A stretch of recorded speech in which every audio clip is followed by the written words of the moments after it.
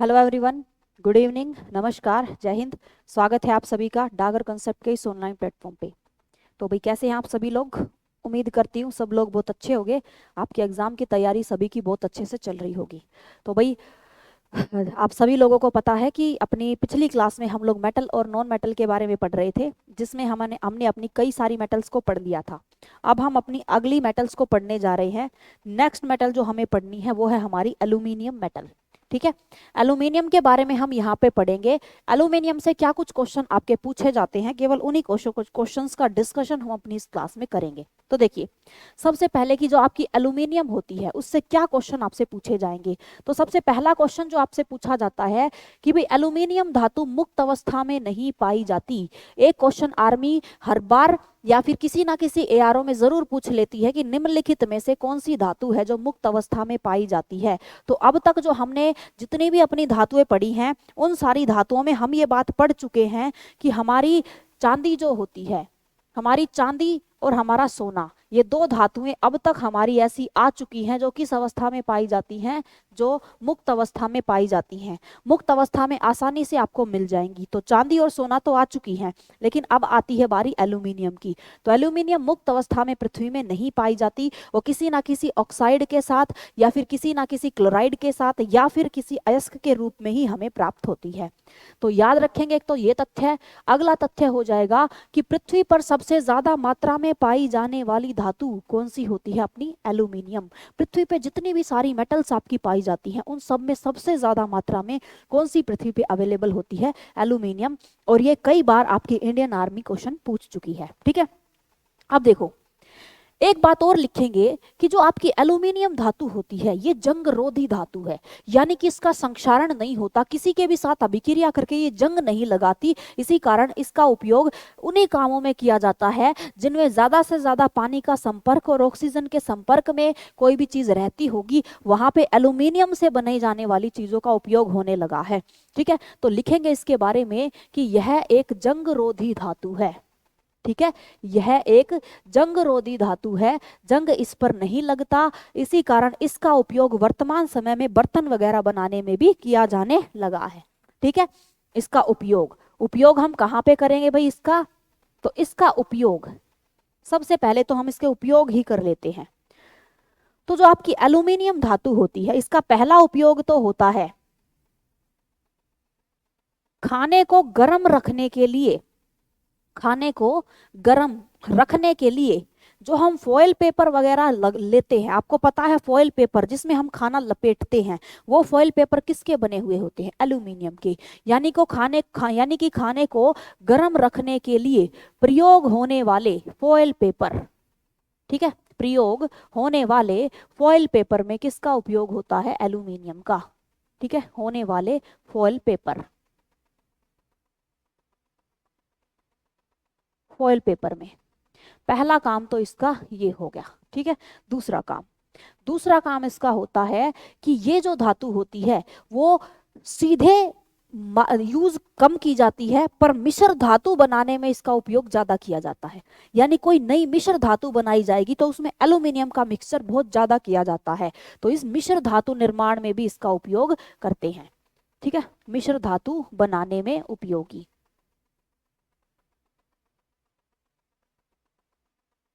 तीसरा उपयोग इसका ये हो जाएगा। सॉरी, दूसरा। अगर तीसरे उपयोग की बात की जाए तो बर्तन वगैरह बनाने में भी किसका उपयोग होने लगा है? आजकल एल्यूमिनियम के बर्तन वगैरह बनने लगे हैं। ठीक है, बर्तन बनाने में उपयोगी।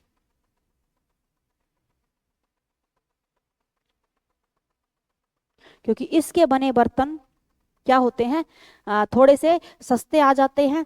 सस्ती धातु है क्योंकि ज्यादा मात्रा में पाई जाती है, इसलिए सस्ती होती है। सस्ती होने के कारण इसका उपयोग बर्तन आदि बनाने में भी कर दिया जाता है। ठीक है, ये आप याद रखेंगे।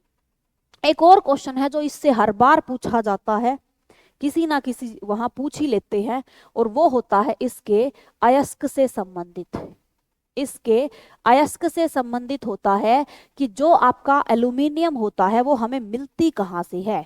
पृथ्वी से हमें पता है स्वतंत्र रूप से तो नहीं मिलेगी, तो किसके साथ, किस अयस्क के रूप में एल्यूमिनियम हमें प्राप्त होती है? तो ध्यान रखेंगे, एल्यूमिनियम का निष्कर्षण बॉक्साइड अयस्क से किया जाता है।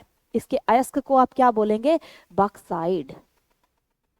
इसके अयस्क का नाम क्या है? बॉक्साइड। बॉक्साइड अयस्क से आपकी एल्यूमिनियम धातु का निष्कर्षण किया जाता है। और आप ये भी ध्यान रखेंगे कि बॉक्साइड को बॉक्साइड को हाइड्रेटेड एल्यूमिना भी कहा जाता है। बॉक्साइड को हाइड्रेटेड एल्यूमिना भी कहा जाता है।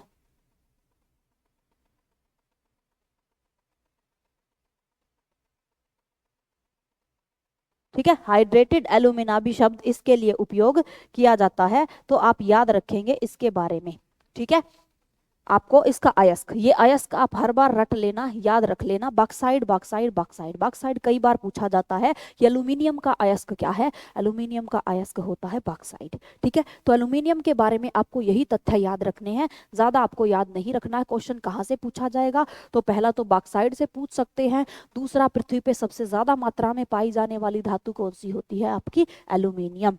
ये दो ही क्वेश्चन है जो आर्मी बार बार उठाती है, और यही दो क्वेश्चन आपसे पूछे जा सकते हैं। नेक्स्ट है अपना अगले क्वेश्चन की अगर हम बात करें, यानी अगली अगर हम मेटल की बात करें, तो अगली मेटल हम करेंगे अपनी कैल्शियम। नेक्स्ट धातु हमारी क्या हो जाएगी? कैल्शियम। कैल्शियम, तो देखो कैल्शियम, कैल्शियम से आपको क्या याद रखना है? मुक्त अवस्था में ये भी नहीं पाई जाती। ठीक है, तो अब हम मुक्त अवस्था में कौन सी पाई जाती है? जो जो हमारी मुक्त अवस्था में पाई जाएंगी हम केवल अब उन्हीं की बात करेंगे, ये भी नहीं पाई जाती तो हर एक धातु में ऐसा लिखने की जरूरत नहीं है। जो मुक्त अवस्था में पाई जाएगी केवल उसी के बारे में लिखेंगे कि ये धातु मुक्त अवस्था में पाई जाती है। अब देखो, कैल्शियम से आपसे क्वेश्चन क्या पूछा जाएगा कि कैल्शियम जो आपकी होती है, कैल्शियम जो आपकी होती है, यह कार्बोनेट कार्बोनेट या फिर सल्फेट, कार्बोनेट या फिर सल्फेट के रूप में पृथ्वी से प्राप्त की जाती है। ठीक है, के रूप में प्राप्त की जाती है। सीधी तो मिलेगी नहीं, तो किसके साथ किस रूप में मिलेगी? या तो कैल्शियम कार्बोनेट के रूप में या फिर कैल्शियम सल्फेट के रूप में पाई जाती है आपकी कैल्शियम धातु। ठीक है, इस रूप में आपकी ये धातु पाई जाती है। अब ये जो धातु होती है आपकी, इसके बारे में आपको इसके जो यौगिक होते हैं उन यौगिकों के बारे में भाई बहुत अच्छे से पढ़ना है। कैल्शियम के यौगिक से बहुत सारे क्वेश्चन आते हैं, यूं समझ लीजिए कैल्शियम से और कुछ नहीं पूछा जाएगा, इसके यौगिकों से क्वेश्चन आर्मी उठाती है बार बार। ठीक है, तो अब हम करते हैं कैल्शियम के यौगिक, कि हमारी कैल्शियम के कंपाउंड कौन कौन से हैं, कैल्शियम किस किस के साथ मिलकर क्या बनाएगी, जहां से क्वेश्चन हमारी आर्मी पूछ लेती है। तो भाई सबसे पहले तो आपकी जो कैल्शियम है इसका पहला जो ऑक्साइड होता है, इसका जो पहला ऑक्साइड है उसे आप बोलेंगे कैल्शियम ऑक्साइड। क्या बोलेंगे? Calcium oxide. और आप सभी ने कहीं ना कहीं इसे देखा और सुना होगा, calcium oxide. Calcium oxide question क्या पूछेगी आर्मी? ये जो कैल्शियम ऑक्साइड आपके सामने है इसे आप तीव्र चूना या फिर बिना बुझा हुआ चूना भी कहते हो। ठीक है, इसे तीव्र चूना या बिना बुझा चूना भी कहा जाता है।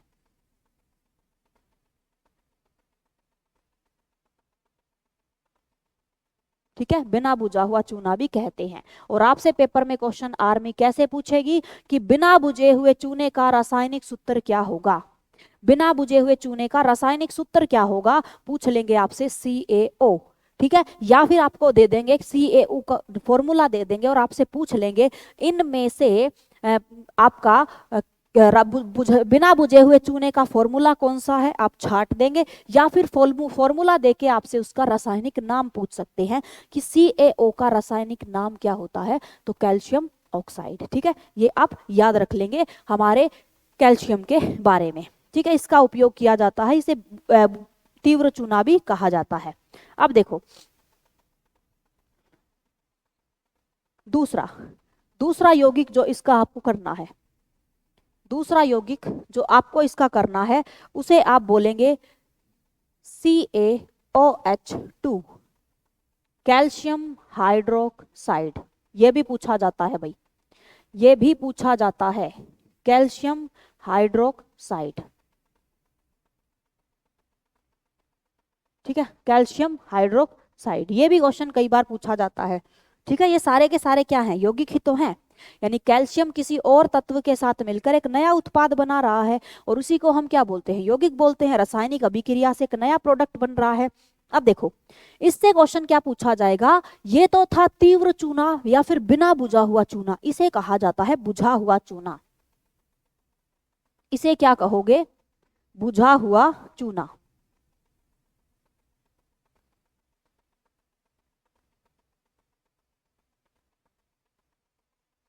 ठीक है, बुझा हुआ चूना भी इसको कहा जाता है।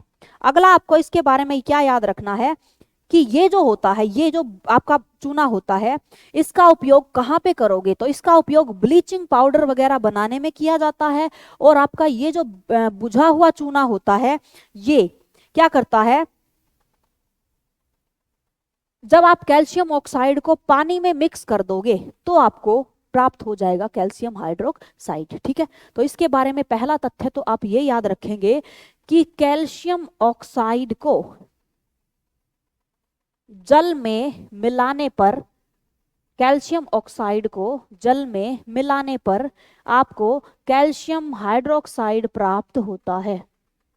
ठीक है, कैल्शियम ऑक्साइड को जल में अगर मिला दोगे तो आपको प्राप्त हो जाएगा आपका CaOH2, यानी कैल्शियम हाइड्रोक्साइड आपको प्राप्त हो जाएगा और इसका उपयोग आप करोगे ब्लीचिंग पाउडर बनाने में उपयोगी। ठीक है, ब्लीचिंग पाउडर।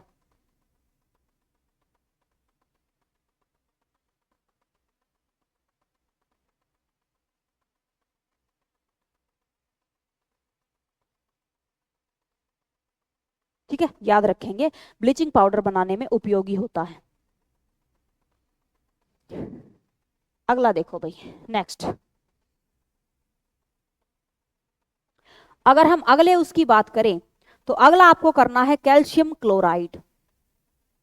कैल्शियम क्लोराइड, ठीक है, कैल्शियम क्लोराइड।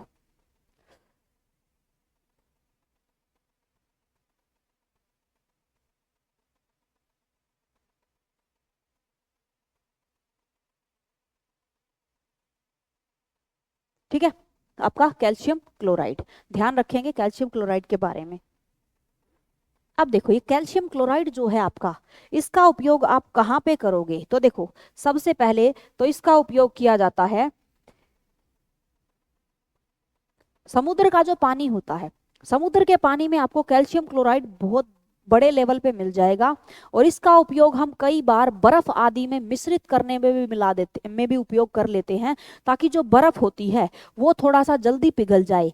जैसे आप सभी को पता है, पहाड़ वगैरह जो अपने होते हैं जहाँ पे बार बार बर्फ गिरती रहती है, बर्फबारी होती रहती है, अब वहां पे सड़कों के ऊपर गिरी हुई बर्फ को जल्दी साफ करने के लिए, क्योंकि वहां पे बर्फ पिघलेगी तो नहीं, क्योंकि धूप तो निकलनी नहीं है, तो उन परिस्थितियों में वहां पे कैल्शियम क्लोराइड और नमक का भी इस्तेमाल कर देते हैं, जो अपना नॉर्मल खाने वाला नमक होता है उसका भी इस्तेमाल कर देते हैं, उनको उस पर छिड़क दिया जाता है ताकि बर्फ का गलनांक बिंदु जो होता है वो कम हो जाए। यानी जहां पे पहले बर्फ 0 डिग्री सेल्सियस पे पिघलने वाली थी, अब वो 0 से पहले ही पिघल जाए, -20 डिग्री पर भी पिघल जाए, ताकि सड़कों की सफाई जो है वो आसानी से की जा सके। तो ये जो अपना होता है कैल्शियम क्लोराइड जो होता है, सबसे पहले तो आप याद रखेंगे कि ये जो होता है, ये क्या होता है, एक प्रकार का जल शोषक पदार्थ होता है, जल शोषक पदार्थ होता, जल को अवशोषित करता है,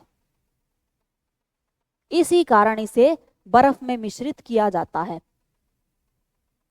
इसी कारण इसे बर्फ में मिलाते हैं।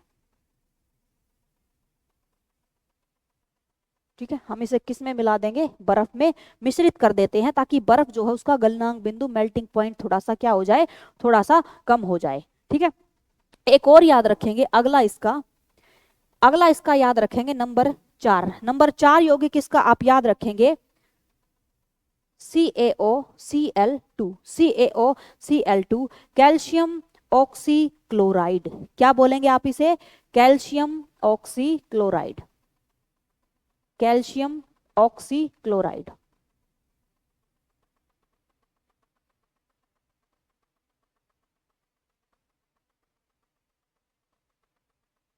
ठीक है, कैल्शियम ऑक्सीक्लोराइड।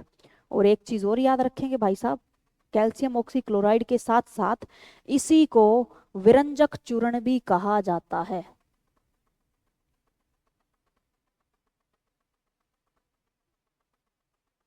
ठीक है, विरंजक चूर्ण भी कहते हैं। अब आप सभी को पता होगा, ये क्वेश्चन कई बार पूछा जा चुका है आर्मी में कि विरंजक चूर्ण का रासायनिक सूत्र क्या होगा। क्या बोलोगे आप विरंजक चूर्ण को? तो ध्यान रख लेंगे, कैल्शियम ऑक्सीक्लोराइड जो होता है वो विरंजक चूर्ण का ही सूत्र होता है, और ये कैल्शियम का एक क्या होता है, यौगिक होता है, एक उत्पाद होता है। ठीक है, अब देखो इसके बारे में आपको एक चीज और ध्यान रखनी है, विरंजक चूर्ण के बारे में आपको एक चीज और ध्यान रखनी है कि इसमें ना क्लोरीन जैसी गंध आती है, क्लोरीन जैसी गंध।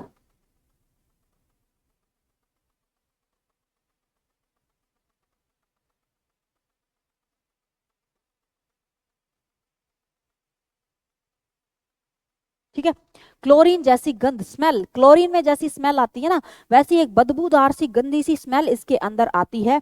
ठीक है, और इसका उपयोग हम लोग, विरंजक चूर्ण तो है ही इसका दूसरा नाम, लेकिन हम इसका उपयोग कहाँ पे करते हैं, तो जल के शुद्धिकरण में इसका उपयोग किया जाता है। ठीक है, जल के शुद्धिकरण में, शुद्ध करने में इसका उपयोग करते हैं।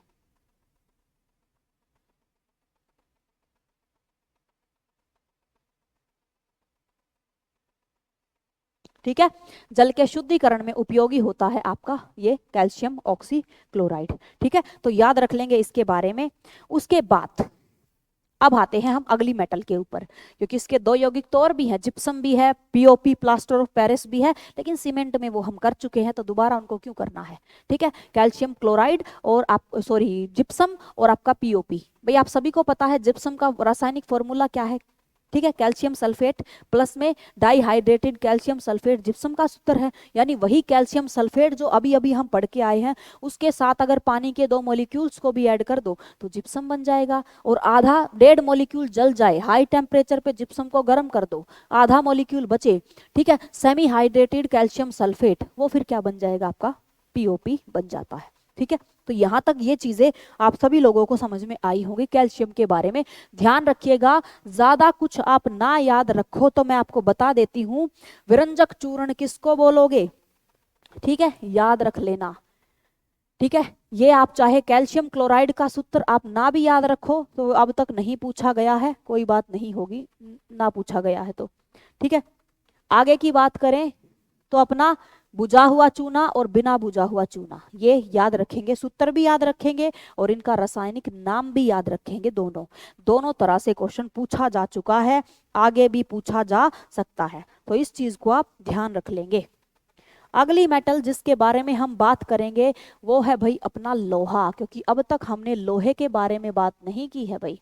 हमारा आयरन, हमारा लोहा, जिसे हम किस से डिनोट करते हैं, Fe से डिनोट करते हैं, आयरन लोहा Fe। ठीक है, Fe। अब देखो, जो लोहा आपका होता है, लोहा जो आपका होता है उसके बारे में अब आपको देखो, चांदी सोना हम कर चुके हैं, अब हम लोहे के बारे में बात करेंगे। तो देखो सबसे पहले तो जो लोहा आपका होता है,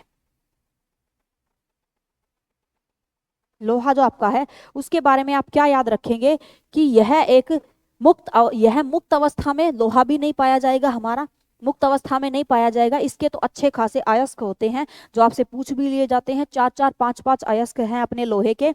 तो ठीक है, तो सबसे पहले तो ये लिखेंगे कि यह जो लोहा है हमारा मुक्त अवस्था में नहीं पाया जाता। ठीक है, अयस्क के रूप में पृथ्वी से प्राप्त किया जाता है। ठीक है, अयस्क के रूप में प्राप्त करते हैं,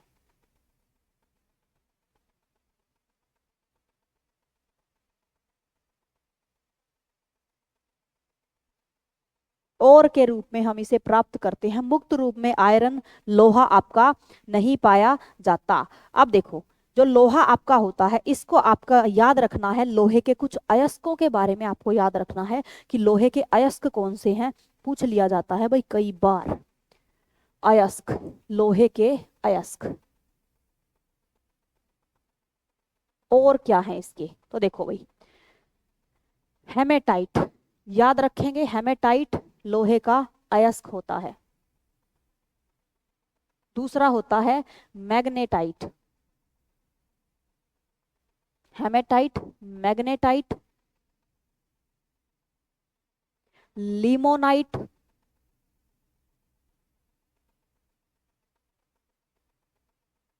सेडेराइट, और एक आपका आयरन पायराइट। आयरन पायराइट, ये 5 अयस्क होते हैं, 5 अयस्क होते हैं। अब ये 4 ऊपर के अयस्क हैं, इनके बारे में तो आपको हर जगह देखने को मिलेगा। 5वां जो अयस्क है वो अभी ज्यादा पुराना अयस्क नहीं है, अभी लेटेस्ट इसका खोजा गया अयस्क है। तो हो सकता है कुछ किताबों में आपको ये देखने को मिले कि लोहे के 4 ही अयस्क होते हैं, तो 4 नहीं होते, 5 होते हैं। ठीक है, 5 अयस्क होते हैं, हेमेटाइट, मैग्नेटाइट, लिमोनाइट, सेडेराइट और आयरन पायराइट। अब क्वेश्चन आपसे कैसे पूछ सकता है, आपको 4 ऑप्शन देगा, आपसे पूछ लेगा निम्नलिखित ऑप्शन में से कौन सा अयस्क लोहे का अयस्क नहीं है। ऑप्शन दे देगा, option A hematite, option B magnetite, option C limonite, option D bauxite. ये इस तरह से 4 ऑप्शन आपको दे देगा, तो आप आंसर कर देंगे कि बॉक्साइड लोहे का अयस्क नहीं होता, बॉक्साइड होता है आपके एल्यूमिनियम का अयस्क। ठीक है, तो ये आप याद रख लेंगे आपके लोहे के अयस्क के बारे में। अब देखो और लोहे से आपके क्वेश्चन क्या पूछे जाते हैं। एक क्वेश्चन पूछा जाता है लोहे के प्रकार से, कि लोहे के प्रकार कितने होते हैं, आयरन के प्रकार कितने हैं, कितने टाइप का लोहा आपके आसपास पाया जाता है। ठीक है, कितने टाइप का लोहा है जो आपके आसपास पाया जाता है। तो देखो भाई, कितने टाइप का है आयरन जो हमारे आसपास पाया जाएगा, तो भाई 3 प्रकार का। प्रकार कितने हैं, 3। 3 प्रकार का लोहा है जो अब तक हमें अलग अलग जगहों से प्राप्त हो चुका है। पहला लोहा जिसे आप बोलोगे ढलवा लोहा, जिसे आप क्या बोलोगे, ढलवा लोहा। ठीक है, पहला लोहा है अपना ढलवा लोहा, ढलवा लोहा। ठीक है, अब देखो ढलवा लोहा से फिर आपको याद क्या रखना है कि ये जो लोहा होता है इसमें कार्बन की मात्रा अधिक होती है। कार्बन की मात्रा कितनी होती है, अधिक होती है। और ये कठोर किस्म का भंगुर, यानी कि चोट अगर इस पे मारोगे तो चोट मारते ही इसकी चादरें नहीं बना पाओगे, भुर भुर के गिर जाता है। ठीक है, गिर जाता है, जैसे भुर भुर के ना गिरना शुरू हो जाता है। अब देखो एक चीज ध्यान रखना, कोयले में जितना ज्यादा कार्बन होगा कोयला उतना ही अच्छा होता चला जाएगा। ये चीज आप ईंधन में पढ़ चुके हो, ईंधन में कोयले की चारों टाइप आपने पढ़ ली है, किसमें कितने प्रतिशत कोयला है आप जानते हो अच्छे से। तो भाई सीधी सीधी बात है कि कोयले में, कोयले और लोहे का थोड़ा उल्टा संबंध होता है। कोयले में जितना ज्यादा कार्बन होगा उतना ही अच्छा कोयला होगा, लेकिन लोहे में जितना कम कार्बन होगा उतना ही अच्छा होता है। ठीक है, ये बात आप ध्यान रखेंगे। तो यानी कि इसके अंदर क्या होता है, कार्बन की मात्रा सबसे ज्यादा होती है। कार्बन की मात्रा, कार्बन की मात्रा सबसे ज्यादा होती है। अब सबसे ज्यादा है तो इसका मतलब सबसे बेकार होगा। ठीक है, सबसे ज्यादा होती है।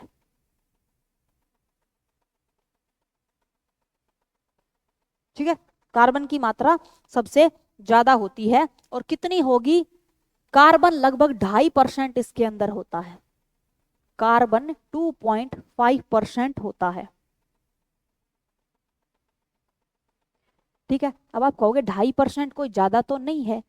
भाई ज्यादा तो नहीं है, लेकिन तीनों लोहे की टाइप में से अगर देखो तो ज्यादा है, क्योंकि बाकी की 2 टाइप में इससे भी कम होता है कार्बन। इसके अंदर कितना है, 2.5% कार्बन है। इसी कारण ये जो लोहा है, ये लोहा कैसा होता है, भंगुर होता है।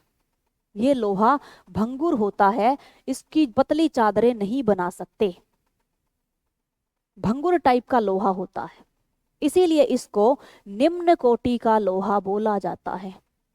ठीक है, निम्न कोटि का लोहा है, गुणवत्ता अच्छी नहीं है। ठीक है, अच्छी गुणवत्ता नहीं है इसकी, निम्न कोटि का है, लो लेवल का लोहा है अपना, अच्छा लोहा नहीं है। ठीक है, अगला लोहा, चलो भाई, अगला लोहा है अपना जिसे आप बोलोगे पिटवा लोहा।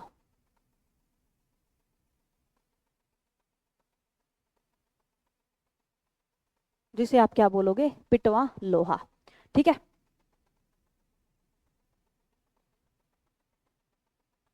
अब देखो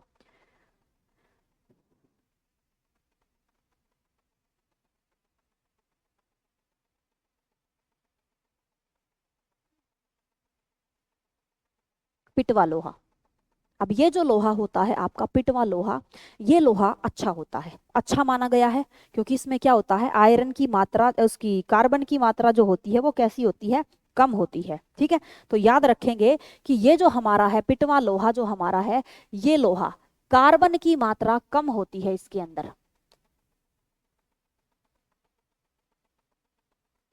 कार्बन की मात्रा कम होती है, कम होती है, इसी कारण इसे अच्छा लोहा माना जाता है। ठीक है, इसी कारण इसे अच्छी गुणवत्ता का लोहा माना जाता है।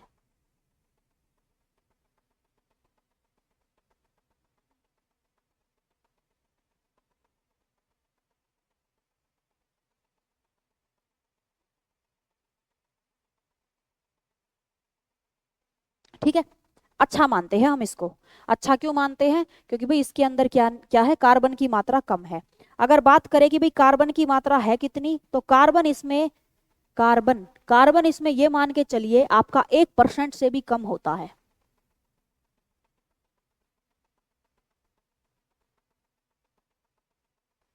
कार्बन की मात्रा इसमें कितनी देखने को मिलेगी आपको, लगभग 0.12 से लेकर 0.25% के बीच में। आप देखोगे तो 1% से भी कम कार्बन है, इसी कारण इसको कैसा माना गया है, अच्छा।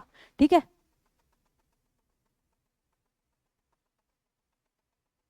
ठीक है, कार्बन की मात्रा इतनी होती है आपकी इसके अंदर। ठीक है,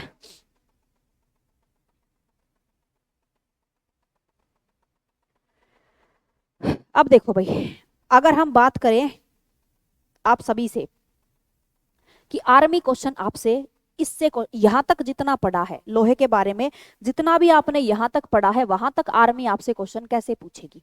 तो आप सभी लोगों को मैं बता दूं, एक तो आपसे पूछा जाएगा कि जो लोहा होता है आपका घटिया क्वालिटी का लोहा कौन सा होगा, ये आपसे पूछ लेगी। ठीक है, क्या नाम आप उसका देंगे ये आपसे पूछ लेगी। आपसे पूछ लेगी कि भाई अच्छी क्वालिटी का जो लोहा है अपना, वो कौन सा होगा, अच्छी क्वालिटी के लोहे को आप क्या नाम देंगे, ये क्वेश्चन आपसे पूछ लेगी। ठीक है,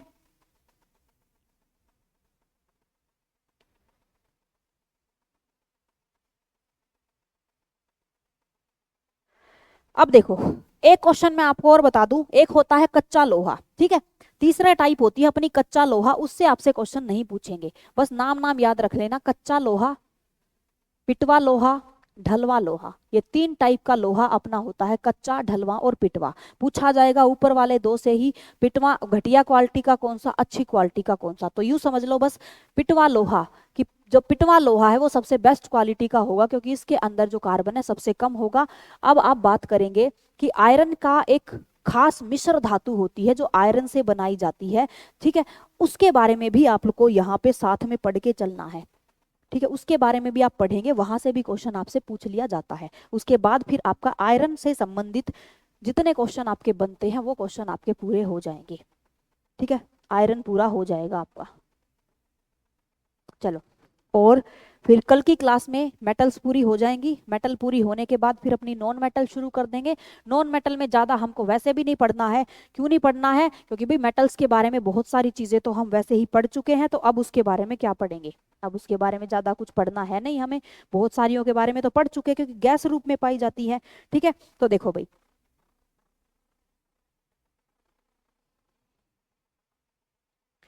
एक आप यहाँ पे लिखेंगे इस्पात के बारे में, इस्पात। ठीक है, इस्पात के बारे में, ये जो इस्पात होता है आप सभी लोगों ने सुन रखा होगा इस्पात के बारे में, और इसी को आप क्या बोल देते हो, स्टील भी बोल देते हो। इसी को आप क्या बोल देते हो, स्टील भी बोल देते हो, इस्पात भी बोल देते हो। तो देखो, ये जो अपना इस्पात होता है, स्टेनलेस स्टील होता है, इसके बारे में, क्योंकि बहुत सारे बच्चे इसको ये समझ लेते हैं कि इस्पात या फिर स्टेनलेस स्टील का जो निर्माण होता है वो एक ऐसी धातु है जो सीधे ही हमें पृथ्वी से मिल जाती है। तो मैं आपको बता दूं, इस्पात जो है वो आपका सीधे नहीं मिलता, ये लोहे की एक मिश्र धातु होती है, लोहे को मिक्स करके बनाई जाती है। तो इस्पात मिश्र धातु है, हालांकि हम इसको मिश्र धातु में दोबारा से भी करेंगे, लेकिन यहाँ पे बताना जरूरी था, क्योंकि इस्पात को बहुत से बच्चे अलग से मेटल समझ लेते हैं, पढ़ लेते हैं, स्टील को, स्टेनलेस स्टील को यहाँ पे अलग से पढ़ लेते हैं। तो यहाँ पे आप पढ़ेंगे कि यह जो है इस्पात जो है वो लोहे व कार्बन, अब देखो लोहा, लोहे में खुद कार्बन है लेकिन उसके अलावा बाहर से और कार्बन के साथ उसकी रासायनिक अभिक्रिया कराई जाती है। ठीक है, एक तो प्राकृतिक रूप से कार्बन जो उसके अंदर मिला है वो अलग बात है, लेकिन बाहर रासायनिक अभिक्रिया के दौरान भी कार्बन उसमें मिश्रित किया जाता है। तो लोहे व कार्बन की मिश्र धातु होती है, कि मिश्र धातु होती है स्टेनलेस स्टील। ठीक है, इसकी मिश्र धातु होती है और वर्तमान समय में इसका उपयोग बहुत ज्यादा किया जाने लगा है, बहुत ज्यादा इसका उपयोग किया जाने लगा है स्टील वगैरह का। क्यों? क्योंकि सस्ती भी होती है, हल्की भी होती है और इसके अंदर जंग भी नहीं लगता। ठीक है, यह कैसी होती है? जंग रोधी होती है, जंग रोधी होती है। ठीक है, जंग रोधी होगी। तो स्टील आपको समझ में आ गया होगा क्या होती है। ठीक है, ये चीज आपको समझ में आई होगी। बस बताना क्यों है, क्योंकि लोहे का इस्तेमाल इसमें किया जाता है और लोहे के साथ कार्बन और मिक्स कर देते हैं, रासायनिक अभिक्रिया करा देते हैं, जिसके कारण ये जो धातु होती है वो थोड़ी सी जंग रोधी बन जाती है, जंग उसके ऊपर नहीं लगता।